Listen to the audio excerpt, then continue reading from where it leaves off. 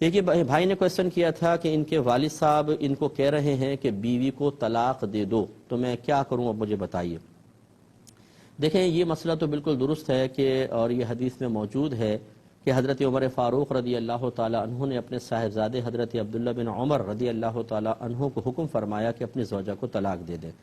حضرت عبداللہ بن عمر کہتے ہیں مجھے اپنی اس بیوی سے بڑی محبت تھی، میں نبی کریم صلی اللہ علیہ وسلم کے پاس گیا اور یہ مسئلہ آپ کے سامنے رکھا تو رحمت کونین صلی اللہ علیہ وسلم نے فرمایا کہ اپنے والد کا حکم مانو، تو لہٰذا آپ نے اپنی زوجہ کو طلاق دی۔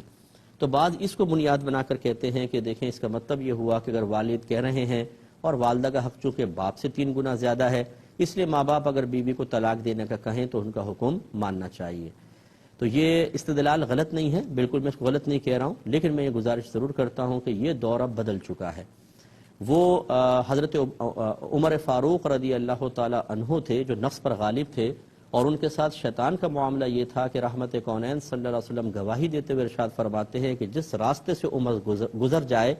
اگر شیطان بھی سامنے سے آ رہا ہو تو اپنا راستہ بدل لیتا ہے۔ اور وہ صاحب علم بھی تھے۔ نبی کریم صلی اللہ علیہ وسلم، بخاری کی روایت ہے، آپ نے ارشاد فرمایا رات میں نے خواب میں دیکھا کہ مجھے دودھ پیش کیا گیا، میں نے اس دودھ کو پیا تو میں نے اس کی سیری اور تراوٹ کو اپنے ناخنوں تک محسوس کیا، یعنی پورے بدن میں سرایت کر گیا، اور پھر جو بچا ہوا تھا وہ میں نے عمر کو دے دیا۔ پوچھا گیا رسول اللہ صلی اللہ علیہ وسلم دودھ کی تعویل کیا ہے، اس کی تعبیر کیا ہے؟ آپ نے فرمایا علم،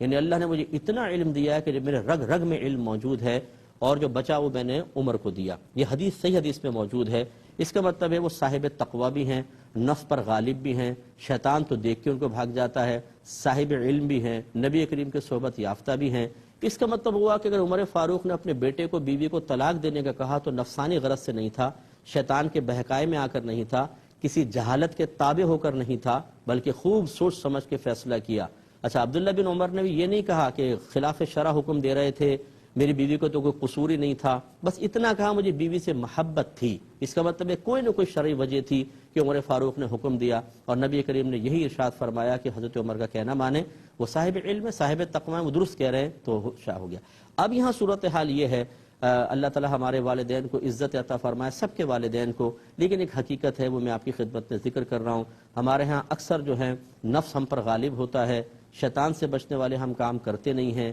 علم دین ہم نے سیکھا نہیں ہوتا، چھوٹی چھوٹی باتوں پر ہم ہائپر ہو کر اپنے نفسانی خواہشات کو غالب کر کے احکام شرع کو پامال کرنے کے عادی ہوتے ہیں۔ یعنی بعض اوقات ہوتا ہے بہو کو طلاق دے دو، کیوں؟ اس نے مجھے شام کو چائے بنا کر نہیں دی تھی، مجھ سے بلند آواز سے بات کی تھی، میں نے دروازہ بجایا تھا 2-3 دفعہ، اس نے اندر سے جواب نہیں دیا، طلاق دے دو اس کو۔ ایسی چھوٹی چھوٹی باتوں پر اگر شوہر اپنے ماں باپ کا کہنا مان کر بیوی کو طلاق دے، یہ ظلم عظیم ہوگا۔ تو میں یہ گزارش کرتا ہوں کہ آپ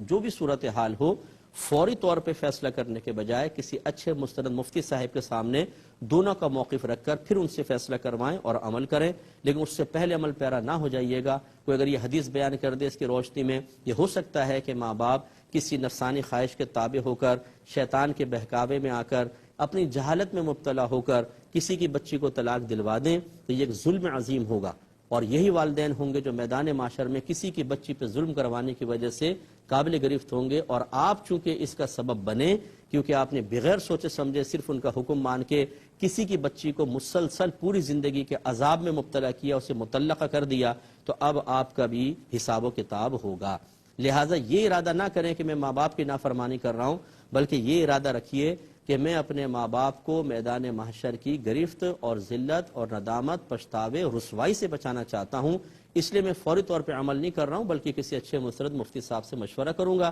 اس کے بعد اگر یہ صحیح کہہ رہے ہیں تو طلاق دے دوں گا، اگر ان کا موقف غلط ہے تو پھر میں دائرہ دم میں رہ کے پاؤں پکڑ کے ان کو راضی کروں گا، لیکن ان کی بات پر فوری طور پہ عمل کر کے کسی کی بچی پر ظلم کر کے انہیں اور اپنے آپ کو میدان محشر کے حساب کتاب کے لیے تیار نہیں کروں گا۔ مجھے امید ہے آپ میری بات سمجھ گئے ہوں گے۔